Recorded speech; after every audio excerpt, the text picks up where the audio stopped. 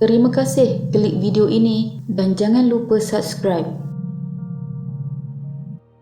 Antara manusia yang tahu bila dia akan mati ialah banduan akhir. Banduan akhir ialah banduan yang melakukan jenayah yang berat, mengalami proses kehakiman kadangkala 2 tahun, 3 tahun, 5 tahun dan akhirnya akan dihukum dengan hukuman gantung oleh hakim. Jika hukuman gantung itu dibacakan pada hari Isnin, maka gantung hingga mati dilakukan oleh semua banduan akhir beragama Islam pada hari Jumaat. Apabila seorang banduan akhir dihukum gantung sehingga mati, maka namanya di ketika itu akan menjadi banduan akhir dan biliknya akan diasingkan. Nama biliknya adalah sel akhir. Katakanlah hakim menjatuhkan hukuman pada hari Isnin, ketika itu baki kehidupan harinya ialah hari Selasa, Rabu dan Khamis sahaja. Waktu hakim baca, maka ini dijatuhkan hukuman gantung sampai mati yang akan dilaksanakan pada hari Jumaat ini di antara jam 6 pagi hingga jam 7 pagi. Ianya mesti prosedurnya begitu. Kalau hukumannya dibacakan pada hari Ahad, Jumaat dijatuhkan hukuman. Jika Rabu, maka baki kehidupannya sehari sahaja lagi. Orang yang namanya banduan akhir ini, selesai hakim membaca keputusan, lututnya sudah tidak boleh berdiri. Sebabnya adalah dia tahu dia masih boleh bernafas hanya 3 atau 4 hari sahaja lagi. Air mata pula sudah berlinangan sejak dari mahkamah lagi. Balik ke penjara, warden akan suruh asingkan barang-barang dan mesti dipindahkan ke sel belakang sekali seorang. Di ketika itu, kita akan lihat bagaimana banduan akhir menghabiskan kehidupannya sentiasa membaca Al-Quran. Apabila ustaz agama yang pergi ke situ, majlis percakapan dan nasihat itu akan dipenuhi dengan tangisan air mata.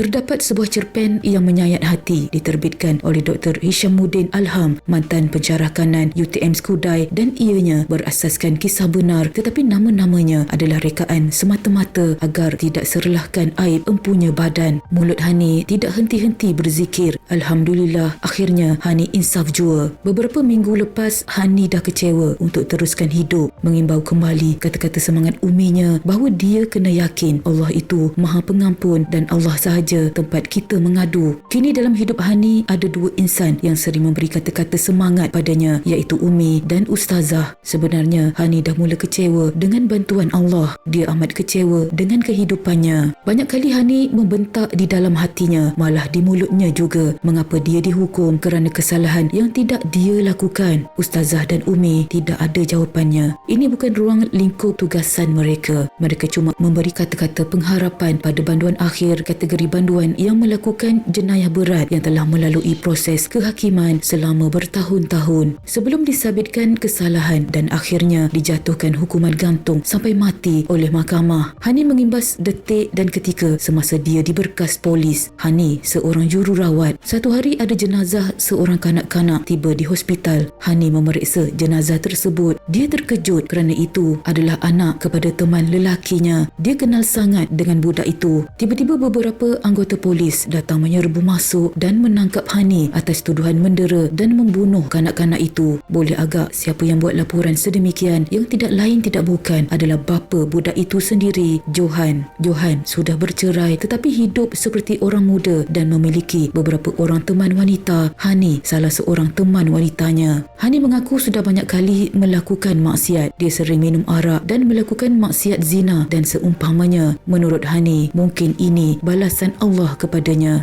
Hani sering dinasihatkan supaya bersabar, selalu berzikir dan beri tumpuan kepada Allah. Bahkan pada sehari sebelum perbicaraan terakhir, Hani dinasihatkan oleh ustazahnya yang apa-apa pun Allah itu Maha berkuasa dan Maha mendengar rintihan hamba-hambanya yang merintih. Waktu itu Hani hanya menganggukkan kepalanya. Kini Hani mula terfikir untuk benar-benar bertaubat dan harapkan pertolongan daripada Yang Maha Esa. Hani tidak putus-putus berdoa kepada Allah agar mengampunkan dosanya. Uminya juga pernah menerima pesanan ringkas ini daripada Hani. Kadangkala kita diuji dengan sesuatu yang tidak pernah kita duga. Kita memberontak, kita persoalkan kenapa kita diuji. Tanpa kita sedar, di sebalik ujian Allah itu terselit 1001 hikmah. Umi terharu menerima pesanan ringkas itu. Dia panjatkan kesyukuran kepada Allah kerana Hani telah faham maksud ujian dan hikmah. Umi reda tentang apa jua keputusan pengadilan esoknya. Kini Hani banyak mengingati mati dan berusaha melakukan taubat dan menambah amalan sunatnya.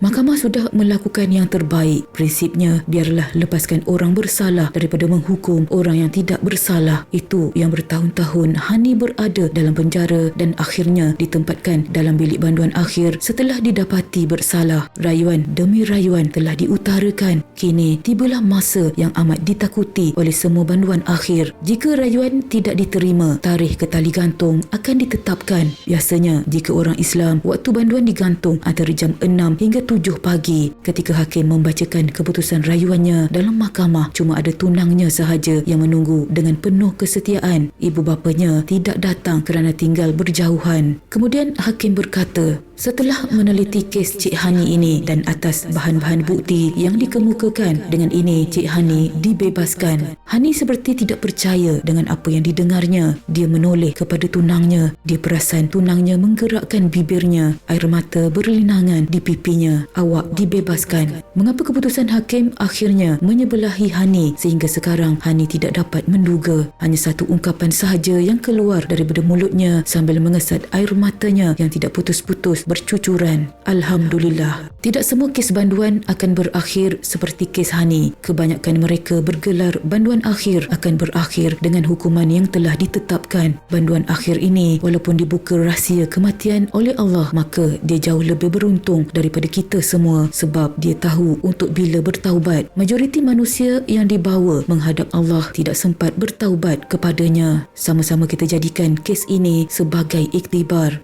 Sekian.